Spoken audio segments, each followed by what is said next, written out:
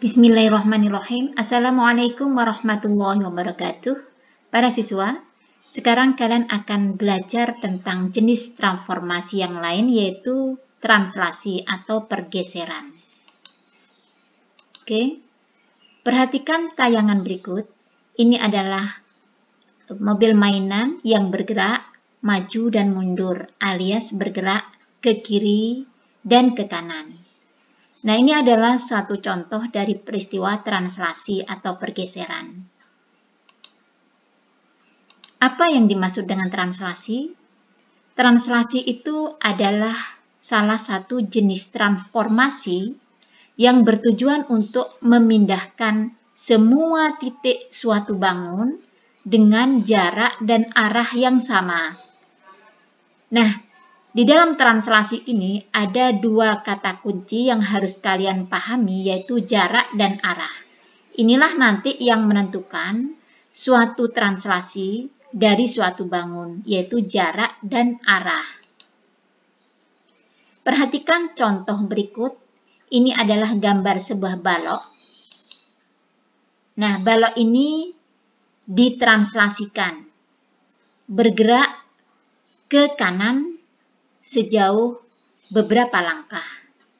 Ini artinya dari posisi awal yang asalnya berada di sini sebelah kiri, kemudian dia bergerak ke kanan sejauh beberapa langkah, maka setiap titik yang ada pada bangun balok ini semuanya akan berpindah ke titik akhir.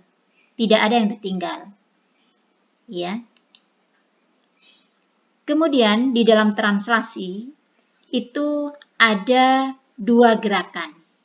Ada translasi arah horizontal, artinya ke kanan atau ke kiri, dan ada translasi dengan arah vertikal, artinya ke atas dan ke bawah. Jika translasi dilakukan sepanjang garis horizontal, maka jika dia bergerak ke kanan, dikatakan sebagai translasi yang bernilai positif. Sedangkan kalau bergerak ke kiri, dikatakan sebagai translasi yang bernilai negatif.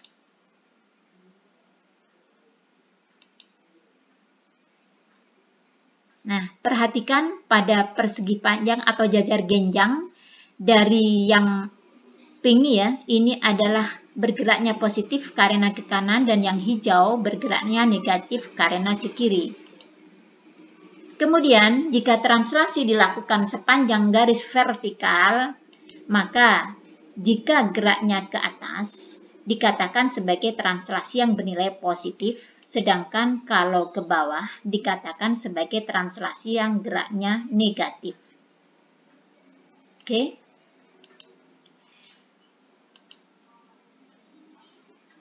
Nah, ini adalah lambang atau simbol dari suatu translasi.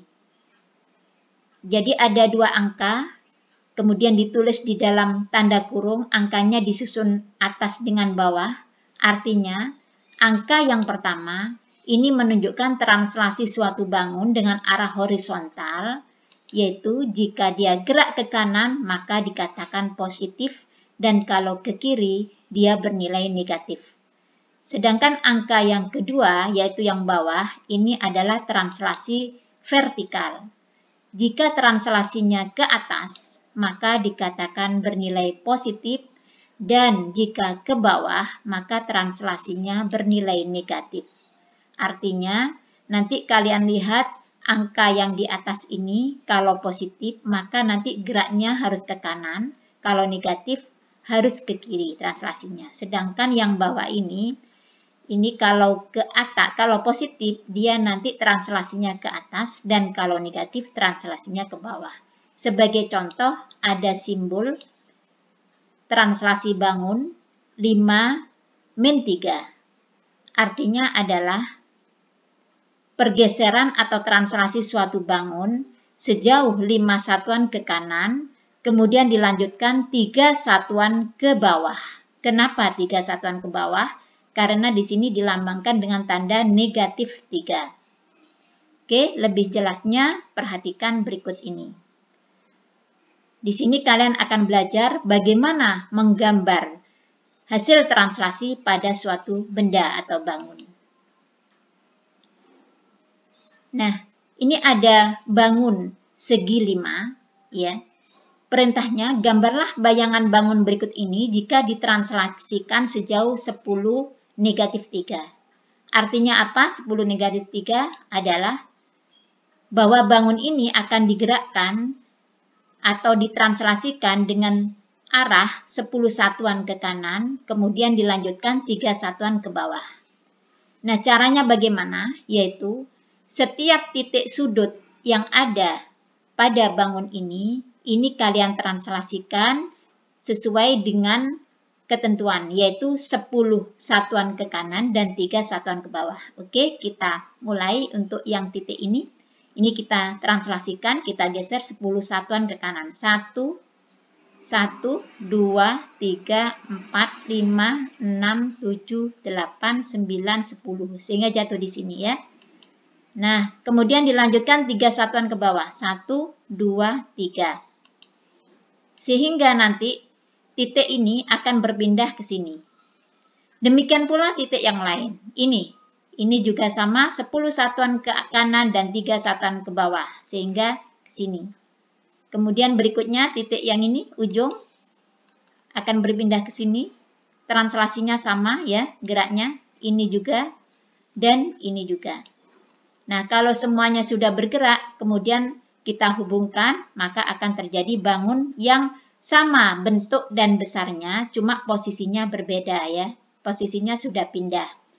Jadi, untuk segi 5 yang berwarna biru, ini adalah bangun asal, kemudian hasil translasinya dilambangkan dengan segi 5 yang berwarna pink. Oke, bisa dipahami ya caranya.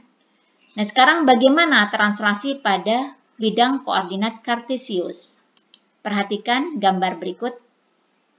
Di sini ada soal segitiga ABC dengan A dengan titik koordinat min 2,3, B dengan titik min 4,1 dan C dengan titik min 1, min 2. Akan ditranslasikan sejauh 4 negatif 2. Artinya apa? Ya, bagus. Artinya adalah 4 satuan ke kanan dan dilanjutkan 2 satuan ke bawah. Nah, titik A, B, C ini kamu translasikan sejauh dengan 4 satuan ke kanan dan 2 satuan ke bawah. Kita mulai ya yang titik A. 1, 2, 3, 4 sampai sini. Kemudian dilanjutkan 1, 2. Berarti di sini nanti titik A aksennya.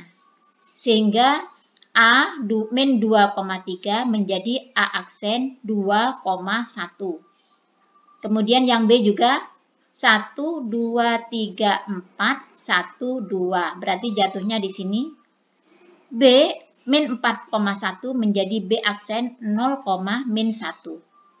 Sekarang yang C min 1, min 2. 1, 2, 3, 4, 1, 2. Ke sini. Sehingga menjadi C aksen 3, min 4. Ya. Nah, perhatikan ini kemudian dihubungkan A aksen, B aksen, kemudian B aksen, C aksen, dan C aksen, A aksen dihubungkan. Inilah hasil translasinya, yaitu segitiga yang biru merupakan hasil translasi dari segitiga yang merah dengan translasi sejauh 4, min 2. Nah, perhatikan para siswa, di sini kalian diharapkan untuk bisa menyimpulkan hubungan antara titik asal, titik akhir ya, hasil translasi dengan ini, besarnya translasi. Kamu perhatikan min 2,3. Min 2 ini hasil translasinya menjadi 2 ya. Jadi untuk koordinat X dari min 2 jadi 2. Dari mana? Ini kamu hubungkan dengan ini. Min 2 ini bilangan pertama adalah 4. Diapakan? Iya, bagus. Ditambah ya. Jadi nanti untuk memperoleh 2 itu caranya min 2 ditambah 4. Hasilnya 2. Kemudian untuk memperoleh 1 caranya adalah diapakan? Oke, bagus ya. 3 ditambah min 2. Hasilnya 1. Untuk lebih jelasnya perhatikan berikut ini. A min 2,3 itu hasil translasinya adalah A aksen 2,1. Ini diperoleh dari min 2 ditambah 4, 4-nya ngambil dari ini ya, koma 3 ditambah min 2, min 2-nya ngambil dari ini ya. Sedangkan min 2 dan 3 itu adalah titik asal koordinat. Dengan cara yang sama, coba kamu uraikan untuk B aksennya sesuai dengan langkah yang A aksen ya. Sehingga akan diperoleh 0,-1. Demikian pula dengan C ya, ini diisi. Sehingga bisa kalian simpulkan bahwa kalau ada koordinat X, Y ditranslasikan sejauh A, B, maka nanti bayangannya atau hasil translasinya adalah titik. Ini kamu hasilkan ya. Jadi kalau ada X, Y, kemudian ditranslasikan AB, maka ini bagaimana untuk mencari ini ya, langkahnya persis ini. Nah, kesimpulan ini merupakan rumus yang harus kalian pahami. Sehingga dengan adanya kesimpulan ini, rumus ini ya, maka kalian dalam menyelesaikan soal translasi tidak perlu menggambar lagi ya. Jadi bisa dipakai tanpa menggambar, langsung memakai rumus yang ada ya. Ibu ulangi lagi bahwa memperoleh ini caranya 2, ini caranya adalah min 2 ditambah 4. Kemudian yang satu ini caranya adalah 3 ditambah negatif 2. Sehingga bisa diterapkan di rumus ini. Oke para siswa, ini adalah materi tentang translasi. Semoga bisa dipahami dengan baik. Ya, alhamdulillahirabbil alamin. Assalamualaikum warahmatullahi wabarakatuh.